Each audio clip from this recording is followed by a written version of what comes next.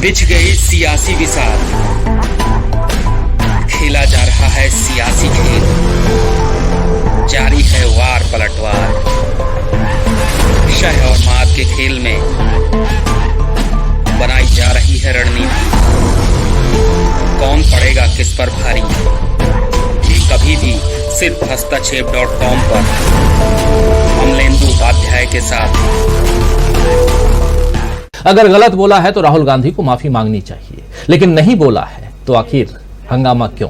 चलिए समझते हैं। हमारे साथ एक बड़ा पैनल इस वक्त मौजूद है, हमारे वरिष्ठ साथियों का। उन सबसे आपका परिचय करवाऊं, आगे बढ़ें और इनसे समझने की कोशिश करते हैं कि किसने गलत कहा, किसने सही कहा, क्या राहुल गांधी ने गलत कहा है। हमारे साथ जुड़ी हुई हैं मीनू जैन जी। मीनू जी, आपका स्वागत करता हूं इस कार्यक्रम में। हमारे साथ इधर स्टूडियो में जुड़े हुए हैं शकील अख्तर जी। शकील भाई, आपका स्वागत है। हमारे साथ डॉक्टर प्रकाश हिंदुस्तानी जी सीधे इंदौर से जुड़े हुए हैं। प्रकाश जी, आपका स्वागत। इधर दिल्ली से हमारे साथी प्रशांत टंडन जी जुड़े हुए हैं। प्रशांत जी, आपका स्वागत है। उधर छत्तीसगढ़ से जुड़े हुए हैं हमारे साथी डॉक्टर दीपक पाचपोर जी, और इधर ग्रेटर नोएडा से हमारे साथी अमलेंदु उपाध्याय जी। आप सबका स्वागत और स्वागत इस्तकबाल आप सबका जो अब तक जुड़ चुके हैं, जुड़ने वाले हैं। अहम दिन आज इस डेमोक्रेसी के हिसाब से, लोकतंत्र को बचाने की ही तो बात हो रही है, और लोकतंत्र के नाम पे ही तो माफी मांगों की बात हो रही है। क्या लोकतंत्र हमारा इतना कमजोर हो गया है, अंदर भी बाहर भी? ये समझते हैं। प्रशांत टंडन जी, सबसे पहले आपके पास जो कुछ हो रहा है किस नजरिए से आप देखते हैं?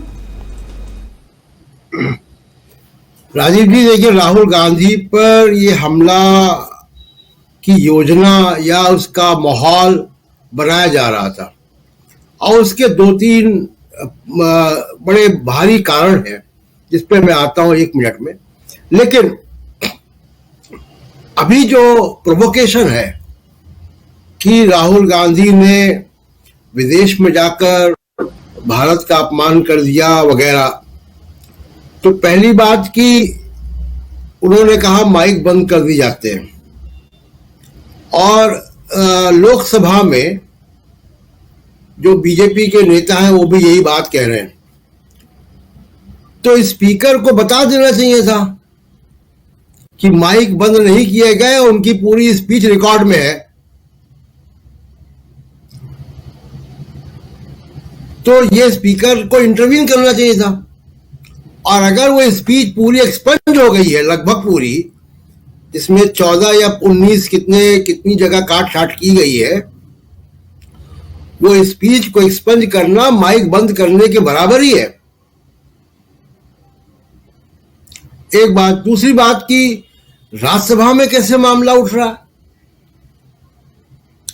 हम तो ये परिपाटी जानते हैं कि एक सदन का मुद्दा, एक सदन के सदस्य का नाम या उससे जुड़ा हुआ कोई मुद्दा दूसरे सदन में नहीं उठता। पीयूष गोयल कह रहे हैं राहुल गांधी सदन में आके माफी मांगे, तो राहुल गांधी राज्यसभा में किस हैसियत से जाके माफी मांगेंगे? ऐसा कोई प्राविधान है? शकील जी ने हमसे ज्यादा पार्लियामेंट कवर की है। शकील जी बताया, ऐसा कोई प्रावधान है कि एक सदन का सदस्य दूसरे सदन में जाके माफी मांग ले, और उसको चेयर अलाउ कर रही है? ये दूसरा हैरत है। सवाल कर रहे हैं, जरा पूछ ही लेते, क्योंकि आज जब ये सब कुछ हंगामा हो रहा था तब शकील अख्तर जी वहीं थे। जरा इनसे ही पूछ लेते हैं कि शकील भाई, क्या राहुल गांधी एक सदन से दूसरे सदन में जा सकते हैं? लोकसभा का कोई भी सदस्य राज्यसभा में और राज्यसभा का कोई भी सदस्य लोकसभा में नहीं जा सकता। केवल वहीं जा सकता है ऊपर जहां हम लोग बैठते हैं, जो प्रेस गैलरी होती है उसकी बगल में लोकसभा सदस्यों के लिए गैलरी होती है, ऊपर विदेशियों के लिए गैलरी होती है, विदेशी राजनयिकों के लिए होती है, और अफसरों के लिए नीचे होती है। तो वहां बाहर, यानी कि हाउस जिसे कहते हैं, हाउस के बाहर जाके ही वो बैठ सकते हैं। हाउस के अंदर तो कोई भी नहीं जा सकता, सिवाय मंत्री जो होते हैं वो किसी भी सदन के चुने हुए हों, चाहे लोकसभा के सदस्य हों, वही एक दूसरे सदन में जा सकते हैं। बाकी किसी को अधिकार नहीं है कि वो एक सदन से दूसरे सदन में जा सके। इसलिए राहुल गांधी राज्यसभा में जा सकते हैं या माफी मांग सकते हैं, ये सवाल ही पैदा नहीं होता है। जी जी, प्रशांत टंडन जी प्लीज अपनी बात आगे बढ़ाइए।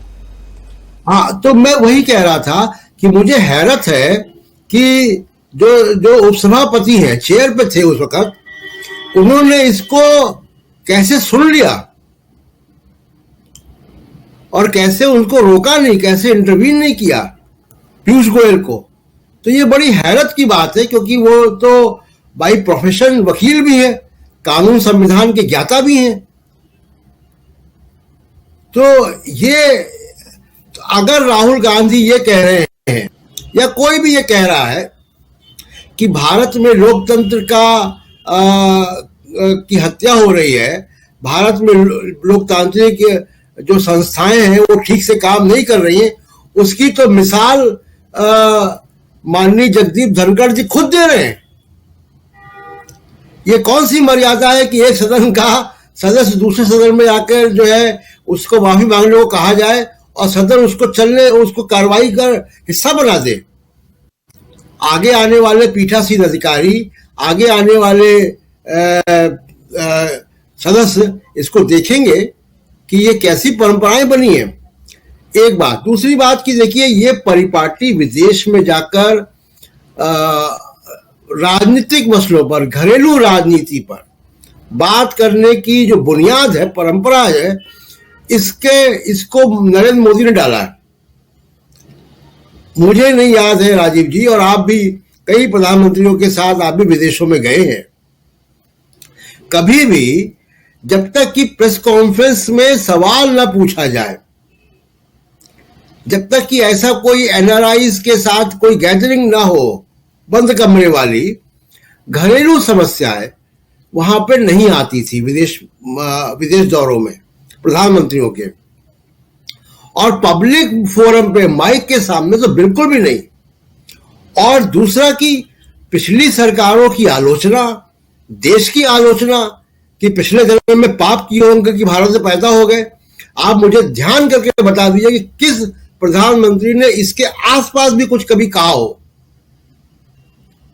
तो उनके ऊपर कुछ बात करेंगे ओम बिरला जी या धनखड़ साहब या बीजेपी का कोई भी नेता।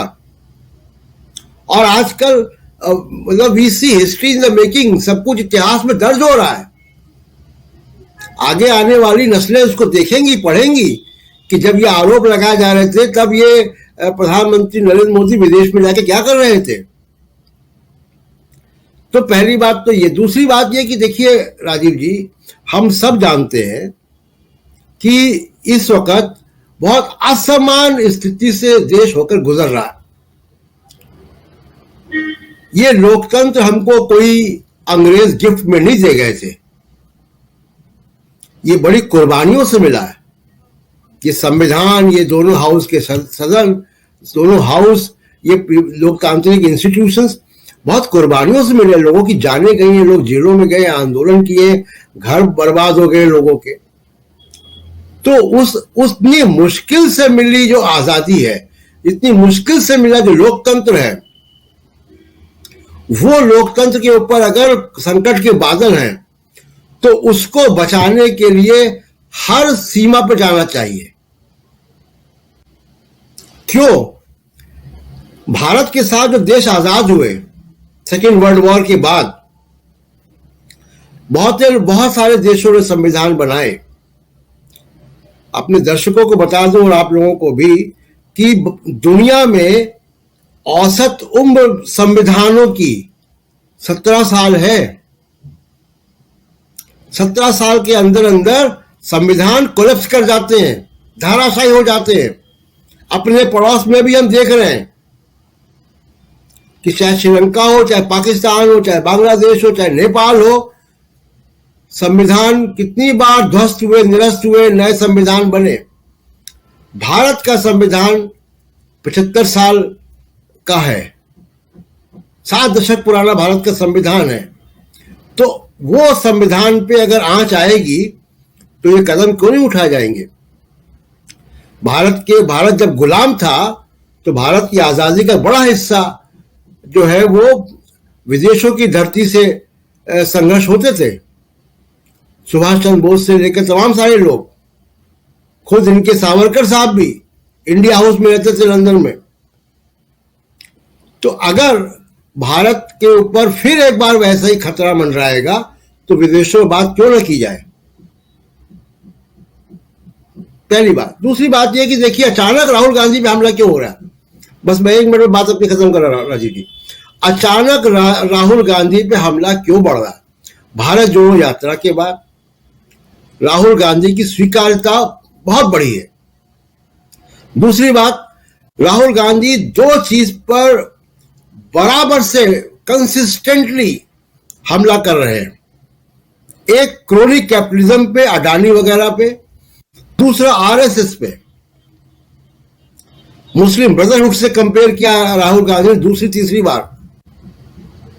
तो आरएसएस पे इतना सीधा हमला कोई नहीं कर रहा है। ना ममता बनर्जी कर रही, ना अखिलेश कर रहे हैं, ना विपक्ष का दूसरा नेता कर रहा है। सिर्फ एक अपवाद राहुल गांधी के साथ, जो राहुल गांधी के पहले से आरएसएस पे हमला करते रहे, वो लालू यादव है। उनके ऊपर भी किस तरीके छापेमारी हो रही है, किस तरह से उनको यातनाएं दी जा रही, वो भी हम देख रहे हैं। तो राहुल गांधी पर बिल्कुल सुनियोजित हमला है। इसी अभी आपने जो राज्यसभा में दिखाया, राज्यसभा के सभापति, भारत के उपराष्ट्रपति, जो भारत के संवैधानिक व्यवस्था में दूसरा प्रोटोकॉल जिनका, वो एक पब्लिक मीटिंग में जाकर आह्वान कर रहे हैं लोगों का कि विपक्ष के नेताओं को सबक सिखाओ।